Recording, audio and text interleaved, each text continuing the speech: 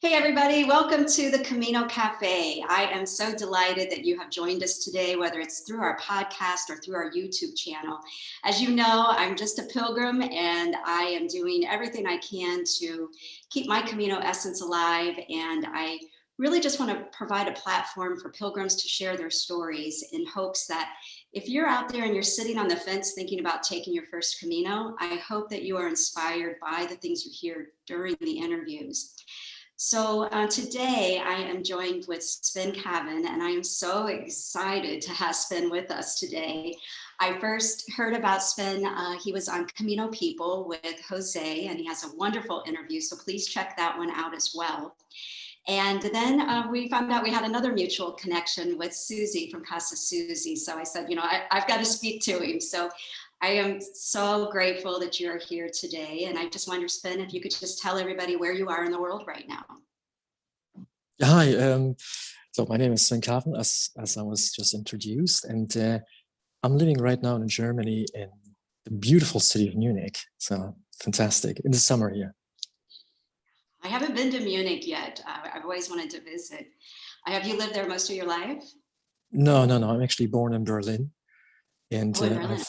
I've grown up in Berlin. I was raised in Berlin, and then after the wall came down, I spent a few more years in Germany. Then I went to the UK, lived there for 10 years, then to Norway 6 years, South America for a little while, and now back in Germany. Wow. Okay. Mm-hmm. All right. Well, I am, as a yoga teacher, and I teach a lot of meditation in my classes. And when I heard your interview with Jose, of course, everything you were talking about really resonated with me. So I want to let viewers and listeners know that you are a mindfulness teacher, also a photographer, and you're about to add the title of author, as you have 2 books that you're working on right now. You also lead tours on the Camino. So you are one busy guy and building a really cool life. So I love hearing about the things you're doing. So I thought we'll talk probably about all those things, but let's start first with how did you first find out about the Camino? Because you went on your first one, I think you said back in 2014. So what was the seed that was planted? God, what was the seed? You see, I believe what I say. I mean, I experienced it, so I don't have to believe that. But what happened to me was that I was at a difficult stage of my life. I just went through a separation from my wife, and the children and wife stayed in Norway. I moved to Germany, so it was sort of a difficult time. I was trying to find myself, and then there was a movie which fell in my hands, and that was incidentally, I think it was The Way with Martin Sheen, and I watched it. Not even before I read the book of Harpe Kerkeling, which is one of, it's a very well-known German comedian who walked away and was writing a very popular book here. Anyway, so I didn't read that book yet before. So I watched The Way and I thought, oh my God, how beautiful is that? And it was just, the movie was just talking to me.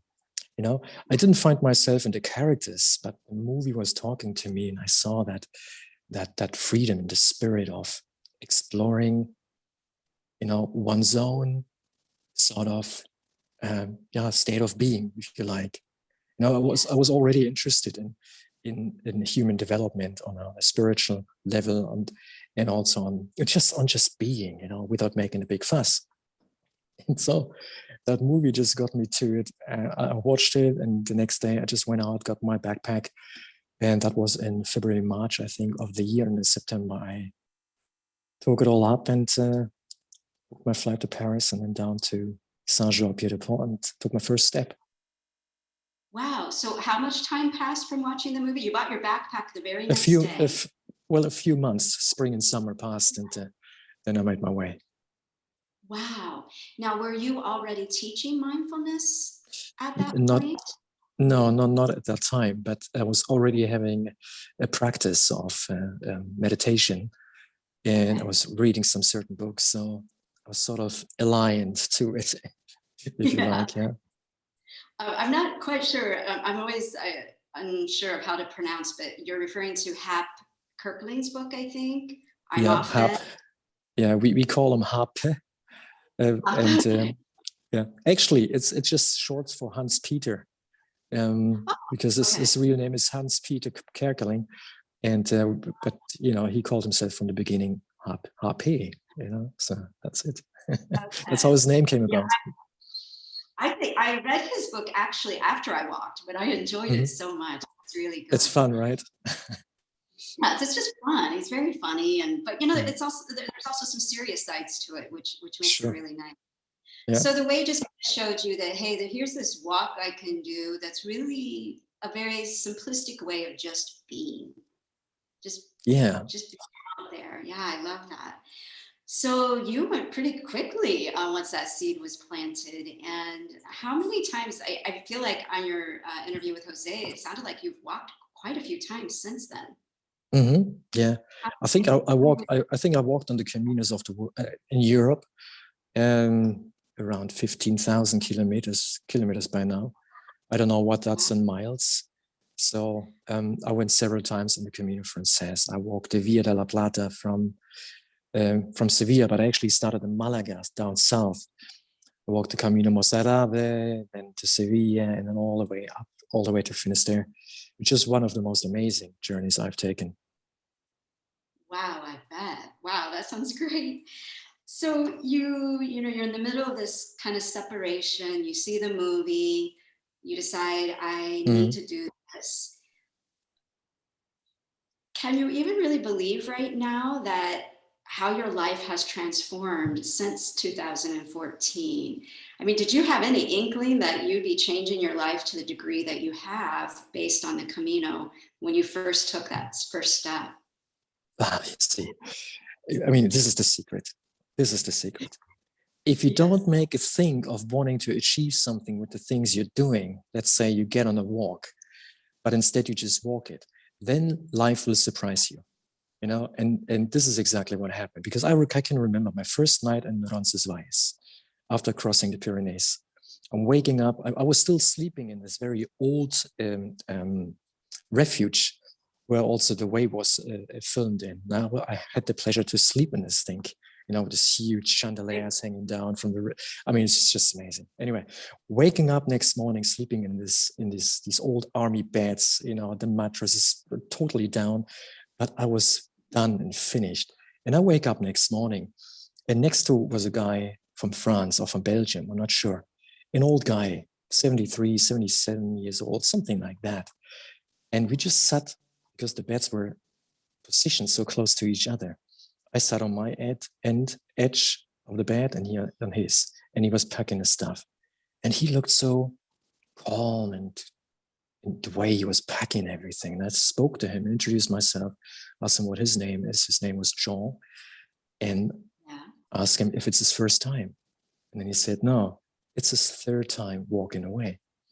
And this is what is so beautiful. Now I'm here and just about walking the fifth time the way on St. James, on the same track.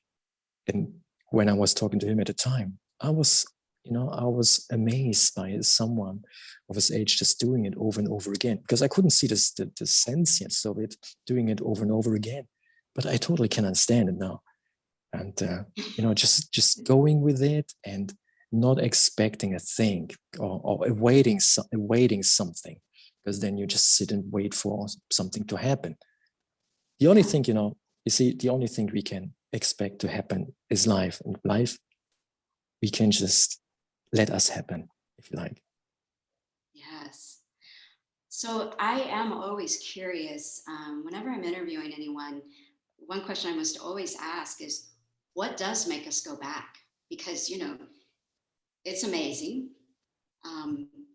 But almost every single pilgrim I talk to either wants to go back or has already gone back, and sometimes multiple times. What do you think pulls people back?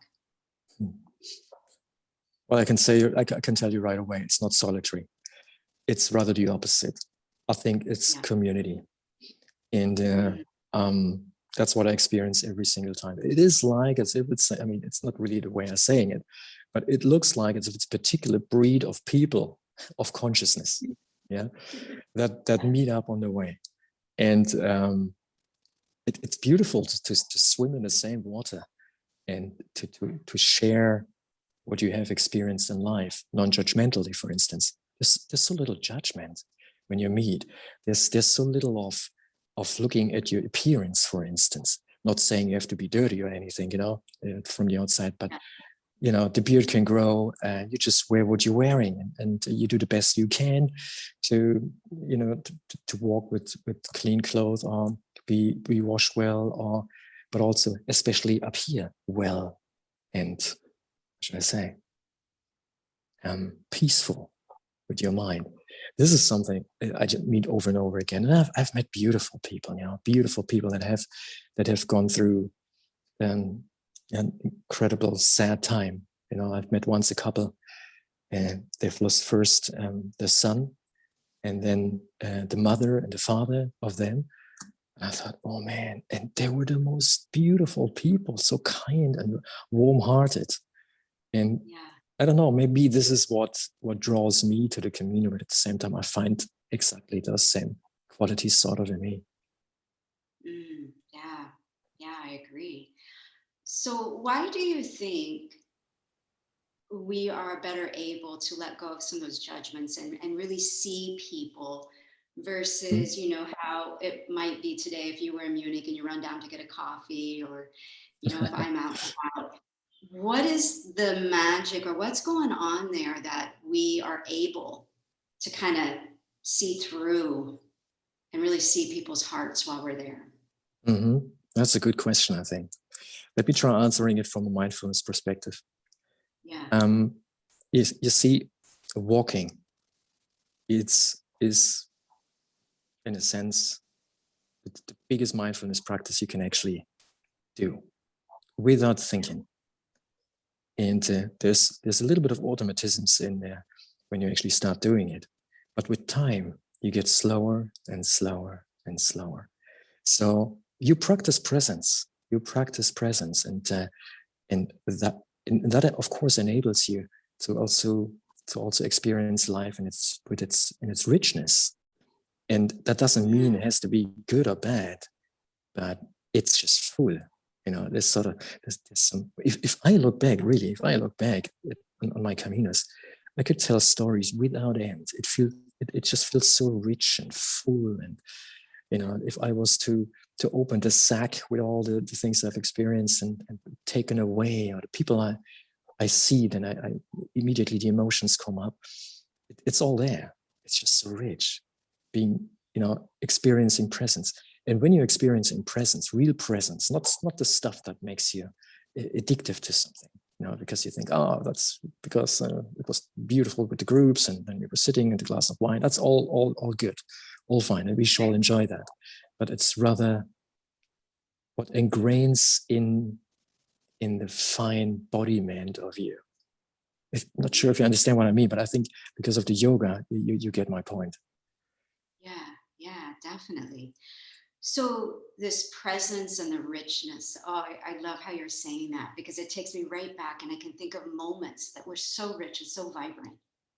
Can you think of a moment like that for yourself, where it was just rich and beautiful, and where you were like, wow, kind of that moment of ecstasy, or that moment of nirvana, when we're just having that moment on the Camino? Oh my God, that's probably the most difficult question you could ask me, because there are heaps of those moments. Yeah. Okay, but let me pick one. I think I would pick one from my first walk. I can't remember the place we were walking in, but I was walking in alone. I was checking into the albergue. I was tired, and I remember opposite the albergue was a bar. I didn't go into that bar, but instead just walked down the road. I saw the cathedral on the left-hand side. So I sat down opposite on the pavement. And I had a feeling of, there was a feeling of so much love. I felt so much love. And at the same time, my tears just started running. It just started running. And it was siesta. Everything is shut. So I'm sitting there opposite the cathedral, and to my left, opposite the street as well, suddenly opens a small bar, a guy comes out of the door. It's like a dream. And he waves me over. He really waves me over. So I get up, get over to him, sit, and he said to me, let me tell in English, come on, sit down. What would you like to drink? I'm going to make us a baguette. What would you like to have on it? Ham, cheese. So we did all that. So we shared one tin of beer, and we shared the baguette. And we were not saying a word. I was inside with him. And when I finished, I just thanked him. And he was just looking with so much peace and I can't even describe it. It was such a calm atmosphere. I was thanking him. I left the door, and he just shut the door, and the thing was closed again. It was like a dream, like as if it wasn't real, as if this guy was just coming out for me, to open up for me, to serve me, and then shut the door again. And amazing. I think that's the most amazing thing that happened to me, if I was to pick anything of all the other things that happened and the miracles. Sven, I have chills. That experience to me embodies, when we talk as pilgrims about Camino magic, we talk about the angels. That just to me is just a beautiful illustration of the miracles that happen on the Camino, that this angel of a man sees you and opens and does one of the most sacred things we can do, which is share a meal with somebody. Right? And, right? And the fact that he sat there silently with you, almost in this meditative, sacred moment. Wow. Thank you for sharing. I have a very similar story. It's just as I almost said impressive, but mind-blowing, because it blows your mind, because you cannot think it. You cannot even create it. I arrived in Carrion de los Condes. Okay. Where the nuns are singing. And it was such a long day. I was walking shy of 40 kilometers. And I just got into the place. It was late. It was very, very hot. I haven't found an albergue yet. Where the nuns are singing, I couldn't get a place.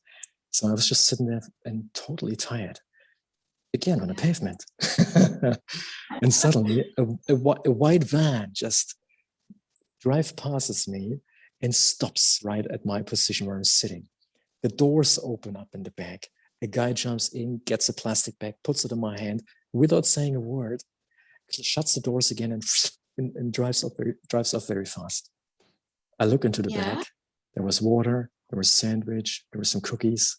There was something to get nourished again. So I ate something, then I had the power to look for an albergue. Stuff like that happens to me. Oh my goodness. That is amazing. Uh-huh. Wow. Okay. So those are just great stories. I'm blown away by them. They're beautiful. So you come back after this first Camino, and you're witnessing things like this. How did that lead to you eventually wanting to take people and accompany them as they also go on Camino? How did all that come about? That took a few more years before I actually started taking people on the Camino. What the first Camino did was to just get me on further ways. I went down south in Spain, walked from Malaga to Gibraltar, or from Malaga to Cordoba, or some other tours, which I did just for myself. And then I took up mindfulness training. So I just got my own practice through mindfulness. I took the MBSR through John Kabat-Zinn and continued practicing. And then I had the opportunity to, take the teaching of teaching, which I did. And how I got to basically then take people on the road or on the way was that I didn't want to sit with a group of people for 8 weeks in a room and meditate and go through the course. I thought, must be another way. And I just looked, what do you like? What do you love? I said, I had this conversation with myself, I love to walk. So why don't you combine it? good idea, actually. And so I did it. I just combined it. I just called, at first I called our friends and I said, guys, I'm gonna make a walk from Santiago to Finisterre and back. Do you like to come? And then I realized I can sell it. And then I sold it, but not as a guide, but as a mindfulness teacher, as the instructor to mindfulness. And so we were walking during the day, and then in the evenings or mornings doing some mindfulness practice. Wow. So basically my own mindfulness practice and taking the pathway of teaching mindfulness brought me to take groups in the walk. Okay. Yes, I've taken a lot of MBSR courses, so I know just what you're talking about, that whole 8-week situation. And this kind of reminds me, and I'm curious about your opinion on this. I have a friend that is a big pilgrim, and she's also a therapist, and she talks about how walking the Camino really equals, like 10 years of therapy. And I'm wondering if you kind of feel that way about the mindfulness practice. I'm kind of wondering if you think that it kind of helps you become a more experienced mindfulness practitioner by doing it with the combination of walking. So do you believe that walking and meditating at the same time has another benefit to it, another deepening to mindfulness than what you would get if you were just sitting in a room? That's a good question, actually, because it doesn't really matter what you do, as long as you do it mindfully. So you're basically present with what you're doing. So it could be doing the dishes, to be honest, but it's not so much fun doing the dishes for 36 days.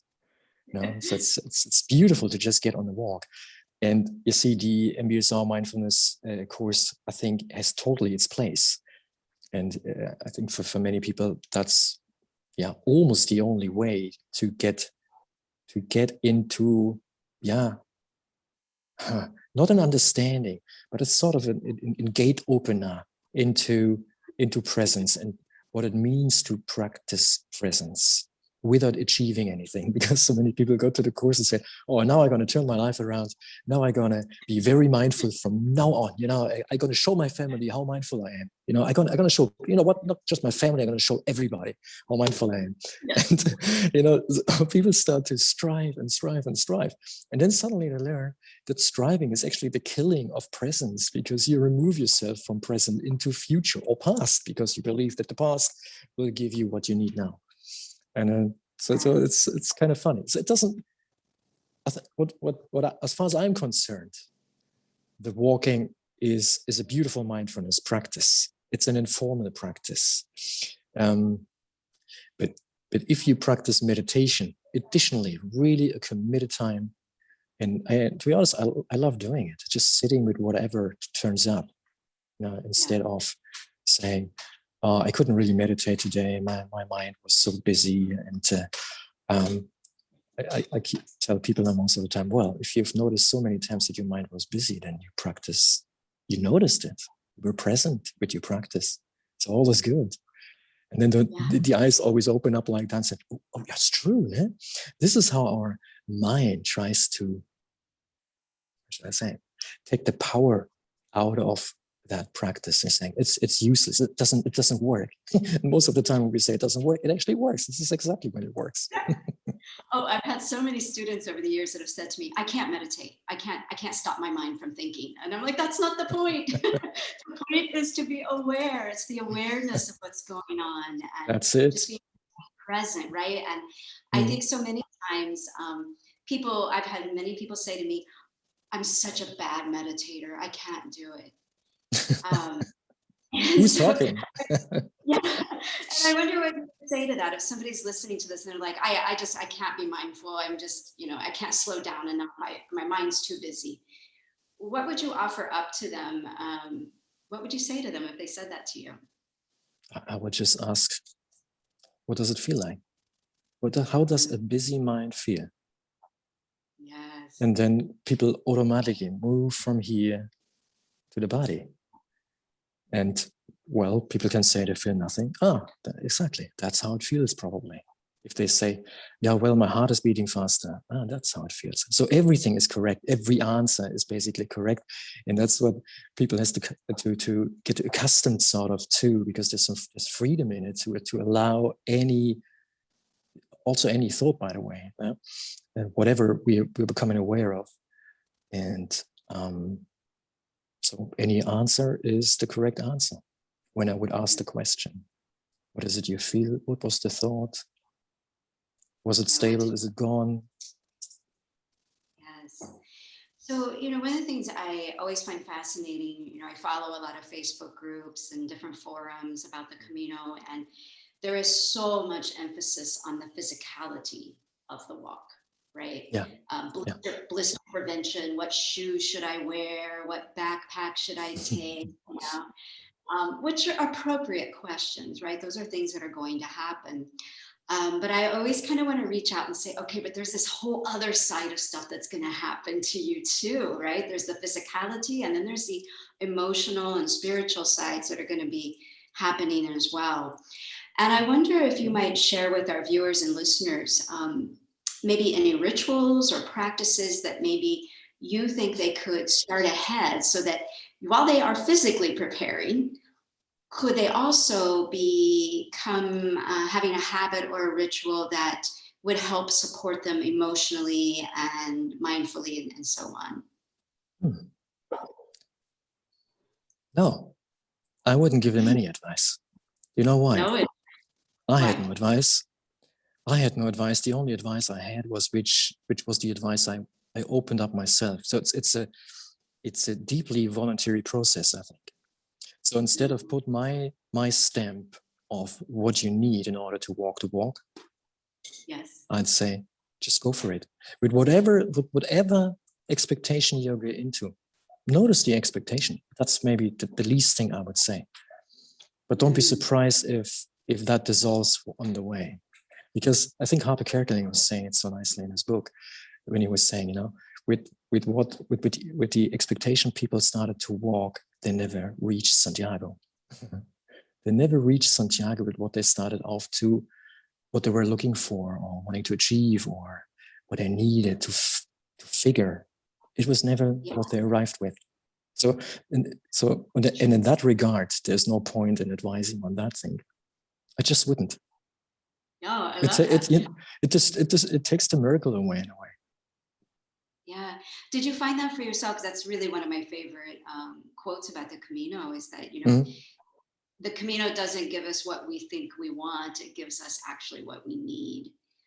Did you find that upon your arrival to Santiago? And, because it sounded like you watched the movie, you went pretty quickly, you were going through a tough time in life. Were you at that time as mindful and as open as you are today? Oh, yeah. I don't know. Actually, I don't know. I was very, what's the word? If I knew the word in English now. Innocent. I really started that journey with such an innocence that I was ready to be surprised without knowing to be ready to be surprised. So there was curiosity. What was it gonna do with me? Is there were things like, oh my God, 800 kilometers. How am I gonna do this? How? No whys. There were always hows. And in the end, the Camino doesn't just deliver with the arrival in Santiago de Compostela. The Camino delivers all the time. As the story I was telling you before, or what else does the Camino deliver? Anything, wherever I go with my awareness, with my attention. That's what the Camino delivers. If it's good conversation with someone, or if it's the field of sunflowers which I see in the far, or I see a face which was picked out of a sunflower. I'm sure you have seen that too, here and there. That's beautiful, and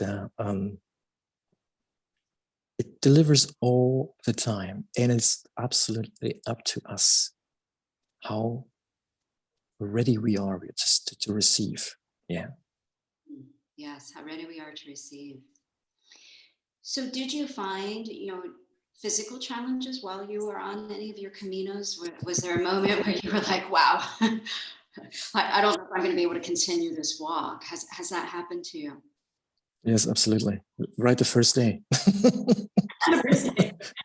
what did you do? How did you overcome it? That was pretty easy because I wasn't the only one. I felt my own physical pain I had and realizing, oh my God, this is only going up, up, up, up, up. And that was before Horizon. And I never felt so much effort. I never felt that I had to make so much effort to actually move my body. And, I wasn't in bad shape, to be honest, but I wasn't used to walking. But then I was looking around and I saw people sitting and sniffing and, walking heavily. And I realized, well, I'm not the only one having a hard time coming up that hill. And that helped me to keep my head up and keep walking or take a break, not being too hard to myself and rather be kind and loving as much as I could in that instance. And really taking breaks. I had to learn taking breaks. That was sort of the remedy to any physical pain I had on the walk. That was a big learning. So not striving to get somewhere in a particular time, but rather, taking a break, looking after you. This is where it starts. Yeah. Was that hard for the ego to realize that, hey, I'm going to have to maybe take breaks? Was that a challenge for you? Funnily enough, not really, because I saw other people struggling as well. So ego couldn't really do anything in that regard. Of course, at the beginning, you saw someone in front of you and you thought, yeah, you're gonna get him, you get him, or you get her. You're gonna show him, and they're just gonna watch your back or whatever, But this is exactly the reason why the pain of the body sets in, and then you have to learn, or you can, or you just have to give up, or whatever. So that kind of circles back to what you talked about. One of the reasons we want to go back is community. So there you are walking up and you got support from people just by observing that you weren't the only one doing this. After your walks, have you found that you've kept in contact with people that you met on Camino? Yes, yeah. I can really say that on every walk. If it was on the Camino Frances, especially, that I had a tribe quite quickly. To start alone is I think is beautiful to start alone, but you're never alone really. And I quickly had a tribe, and with most people, which I spent a lot of time, if they were from the States, from Australia, from New Zealand, from Spain, from wherever in the world, we kept in contact. Yeah. I think I was making a post recently on Facebook, and I was tagging every Camino contact I had over the years. I think it's about 60 people, just on Facebook. Yeah, just Facebook. Wow, that's amazing. What do you think it is about the Camino? Because I'm always fascinated by, if I met these same exact people at a coffee shop, where I live, we would never have the kind of in-depth conversations that I found myself having over and over again with people as I was walking. What do you think it is about the experience that opens us up to share story, but also to hear other people's stories? I think it's the love for life. I think it's very simple. It's the love for life. And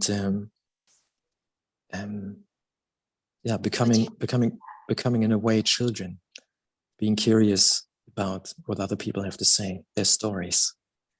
Not like wanting to know the last attraction, from the gossip magazines. No. It's rather, how was that for you? What did you do? Why did you do that? Real honest curiosity in someone else's life. And I think that's what connects. And it can only happen if you build that connectivity to yourself. So you feel yourself, not just the body, but you are also good with you. Yeah. and not in a fight. I love what you're saying. It's kind of like when we talk about mindfulness, that beginner's mind. Yeah, exactly.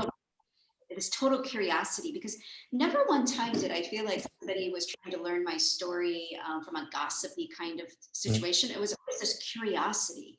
It was like everything was just stripped away, and I could just feel them as a human, and I felt them feeling me as a human, and so little judgment compared to, if I were to walk down to the coffee shop now and tell somebody my story, I don't think it would be quite the same experience. So let's talk a little bit about judgment, because I think that's one of the lessons we kind of learn as we're walking, right? Is noticing those moments when we are judging people. Did you find any moments that you were like, oh, I was judging this person and I was totally wrong, or feeling that from another person towards you? Or, were there any enlightening moments for you about judgment and letting go of judgment of people or experience?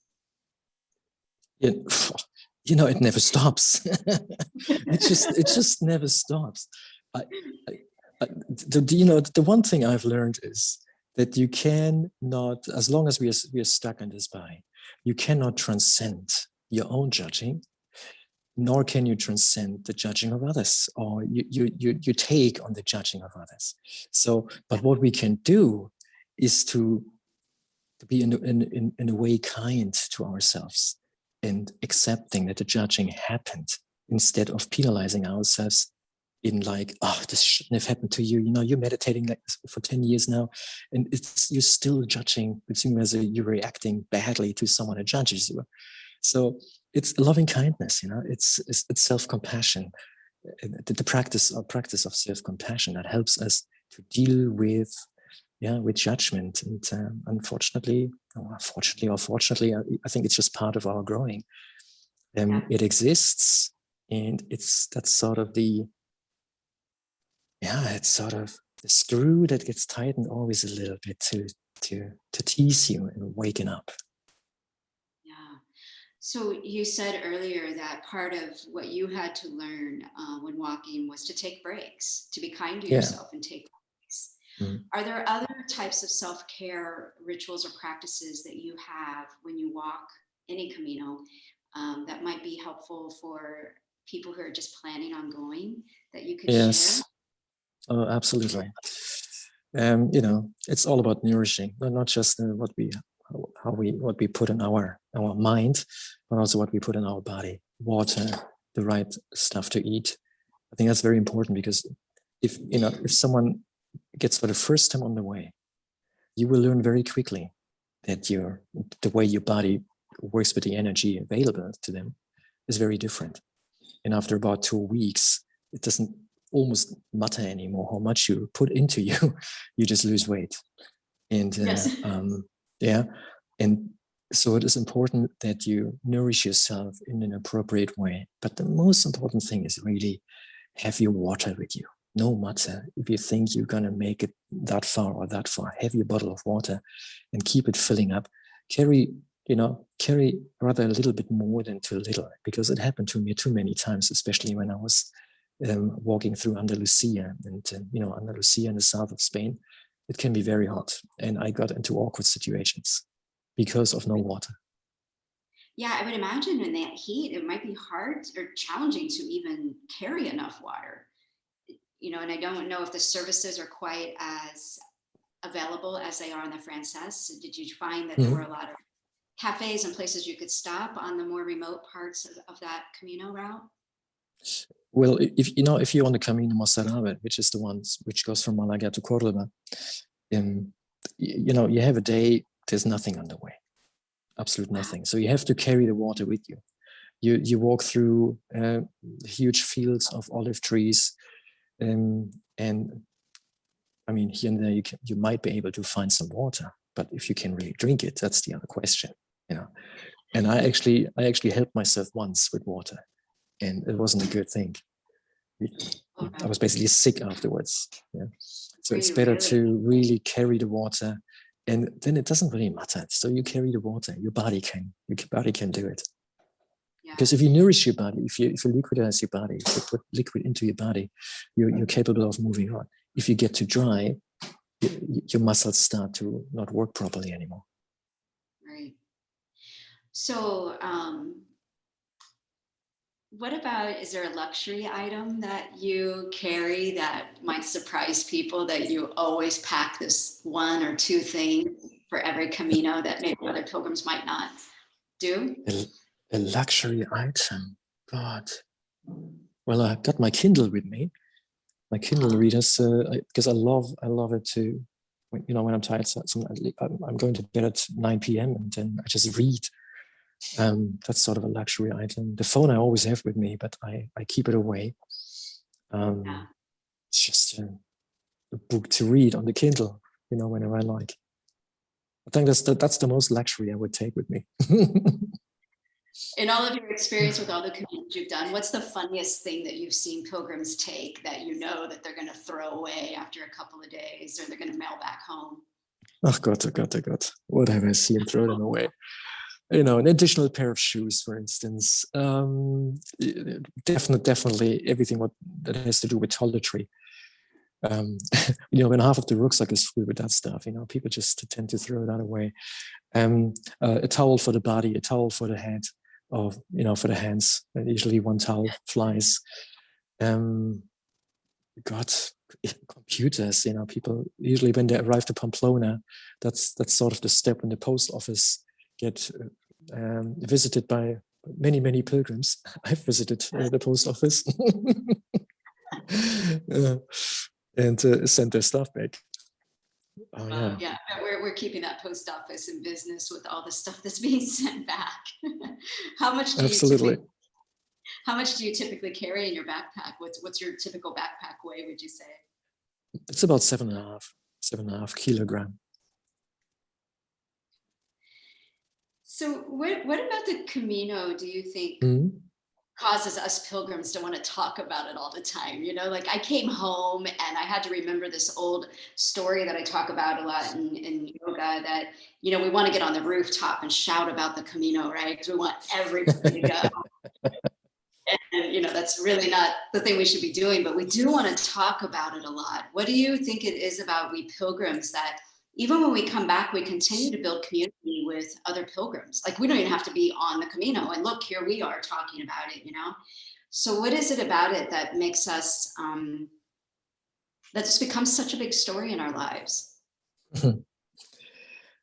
These are two questions, I believe, because the first one is what makes us talk about this all the time. And I have quite a funny answer to this. To me, it's oftentimes the inability to translate the Camino into words for others to understand what a beautiful thing that is to do. And so I keep talking about it over and over again.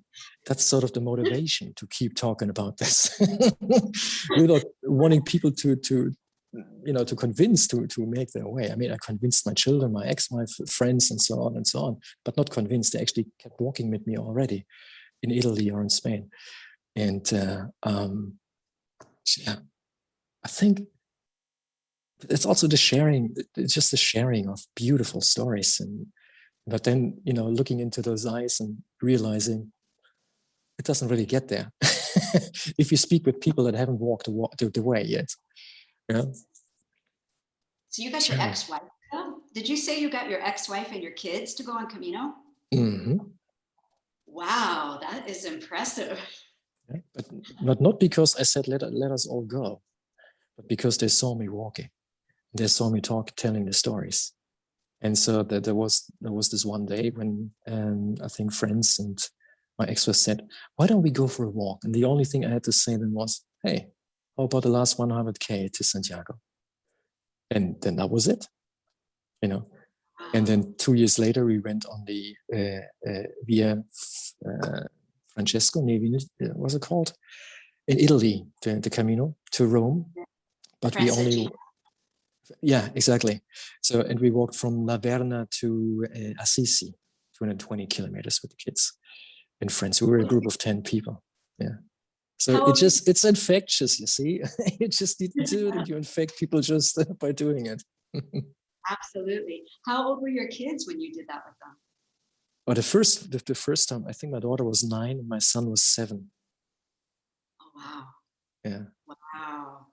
That must have been a unique experience to watch them experience a Camino.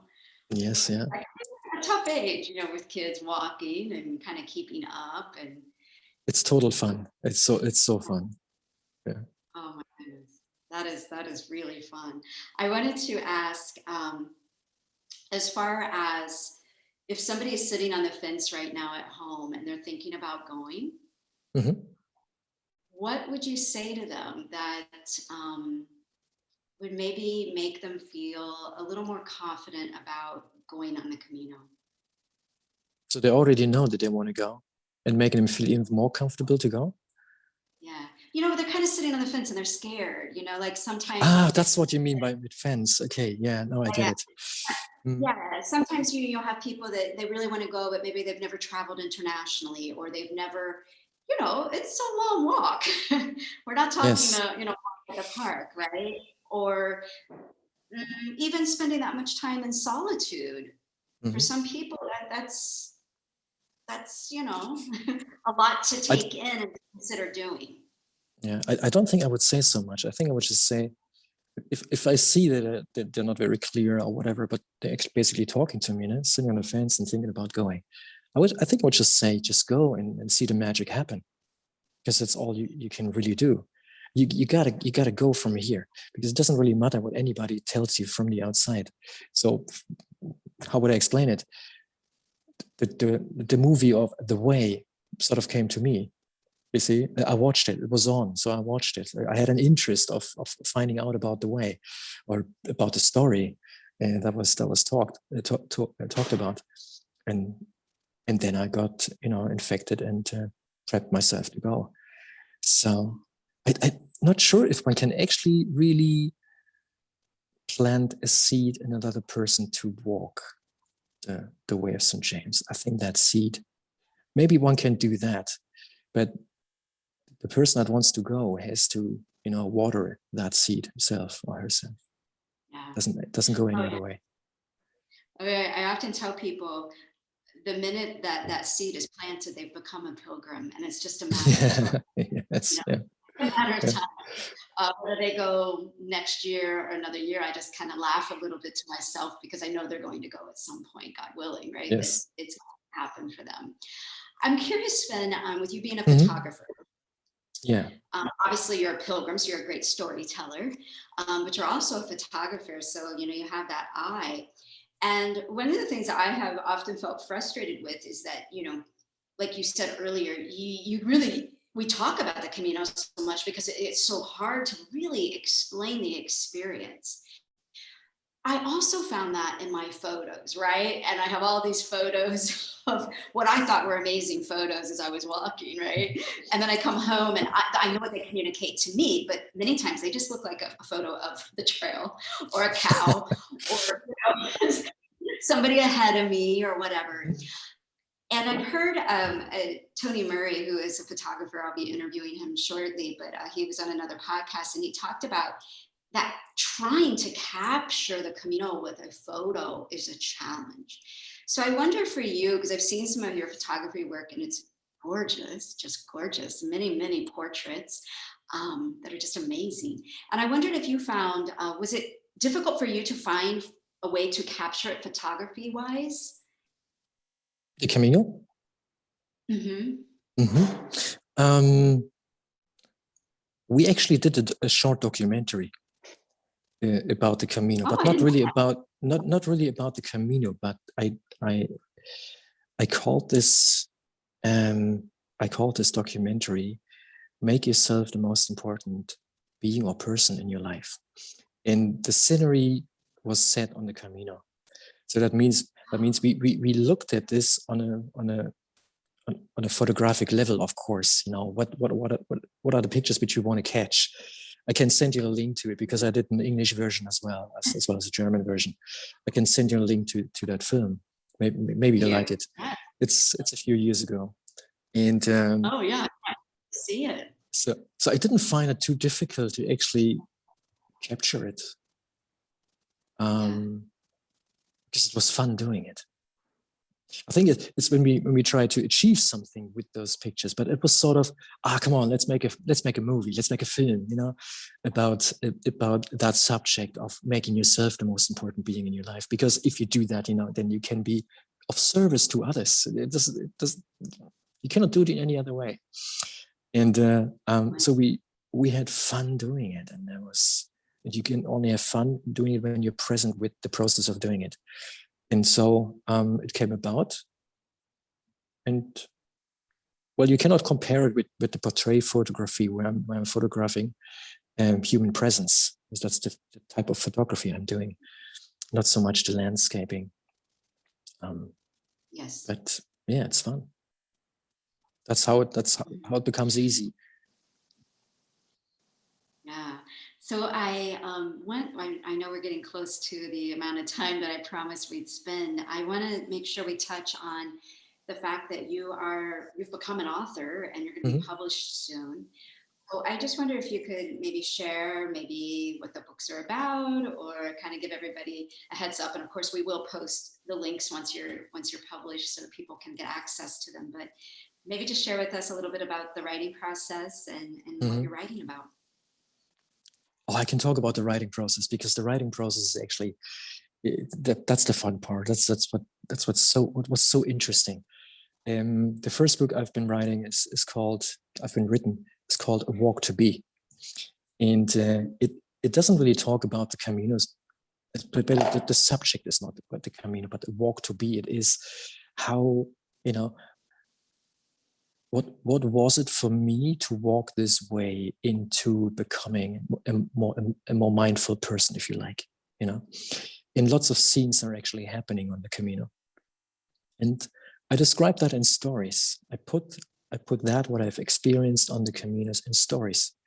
Some things I even just created that didn't even happen, Yeah. So I created, for instance, a story of Pedro. And Pedro is sort of the human manifestation of consciousness, of my consciousness. But he appears as a human being to me, which was perfect. So I was meeting my now, so to speak, in form of another person, and I developed a story out of that. And there was so much fun writing about this, because this Pedro, he's a very funny guy, and but also serious and experienced, but also cheeky, and he just cannot lie. He always tells the truth, because presence, truth. What can you do? And so I developed that story. But I also was writing about a short story I had with my son while we were walking in Italy. Where he couldn't really. He said he was tired. And what are you going to do with a 7-year-old, or he was then 9, with a 9-year-old who was tired and wouldn't want to walk one more step? Well, what do? You take a break, and then you show him how easy it is to walk. And I did that by showing him how easy it is to make one step. And then I showed him that we don't even have to think about that step. So we were going uphill, and I was taking his hand, and I said, "Look, Oscar, just one step, nothing to do. We just take one step, and then we say nothing else to do." And we made a game out of it, until we were like 400, 500 meters up the hill, and we were singing this, one step more, nothing else to do. One step more, nothing else to do. And that flew into that book as well. But it was so beautiful to see him then turn around and say, "Hey, Daddy, look how far we got. See, it's so easy." It was a praxis of presence for children, you see, and it just developed out of the moment without needing to think about this. Oh, Sven, I think you just gave everyone a mantra that we can use. One more step, nothing else to do. One more step, nothing else to do. Oh my gosh, that's so fun. I can't wait to read this. And you can use it for anything, for absolutely anything, because the step stands for a moment of awareness, if you like. And if you're not aware of it, then it's like counting, it's the same sort of thing. where you just count very consciously every number that comes up, 1, 2, 3, 4.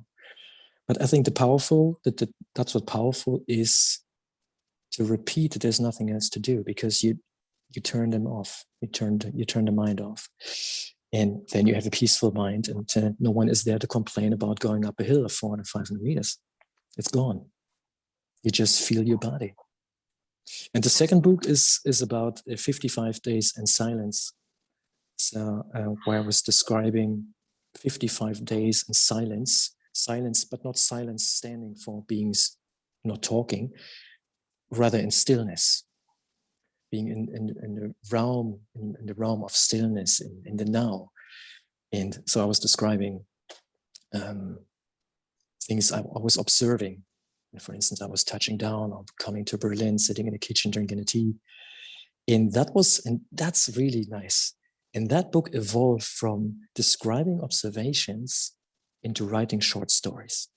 And those short stories, still doing the same thing, And those short stories, they were playing then in the south of France, in the north of Spain, in Paris, in Germany, and always with characters which you can find in other stories as well.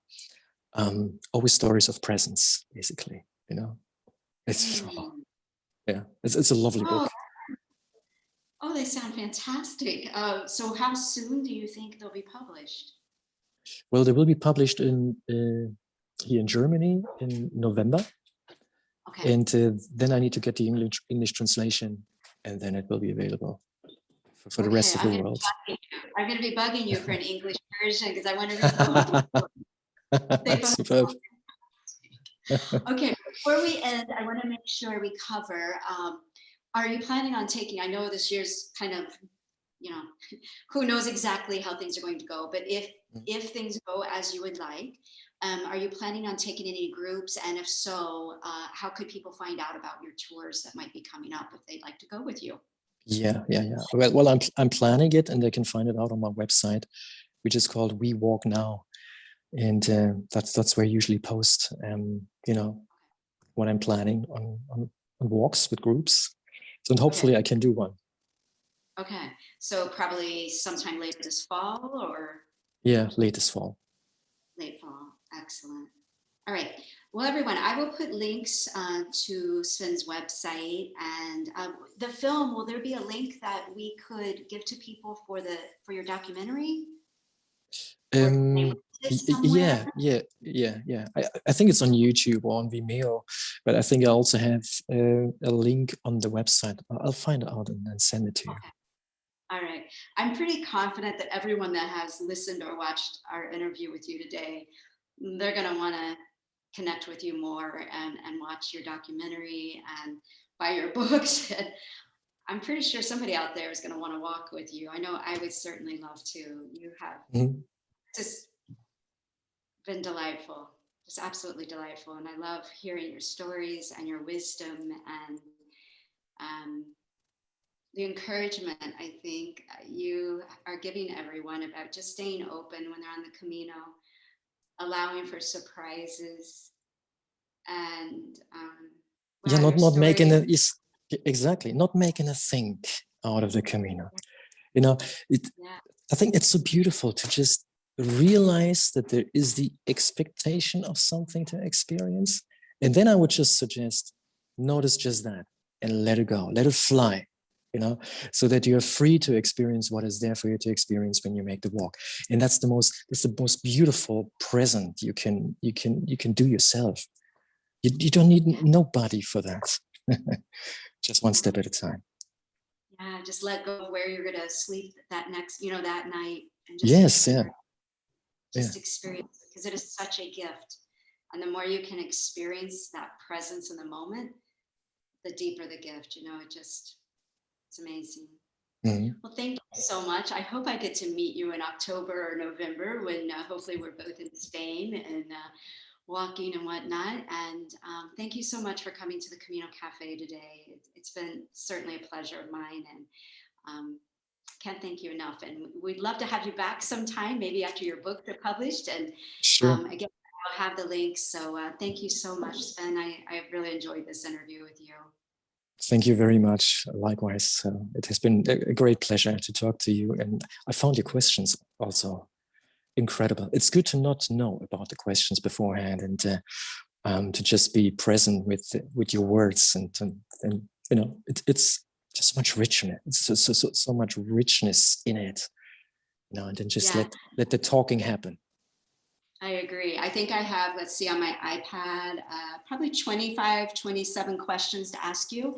And as I promised you, all of those were gone because I'm in the moment when I'm interviewing, and I just like to talk about what comes up. And so, yeah, that's why I don't share the questions, because I think, like you said, it's a much richer experience. And I think we talk about things we never would have expected we talked about. So I just want to thank all of our viewers and all of our listeners. I so appreciate everyone supporting this little project that I've started. And I hope that you will reach out and connect with Sven. I hope you will reach out and connect with me. I respond to every question, every comment, and I hope that you will come back and watch another episode, because I think the sharing of these stories is so powerful, and I'm just feel blessed to be able to provide a platform for them. So thank you everyone for being a part of the Camino Cafe. I hope to see you next time. Buen Camino. Buen camino.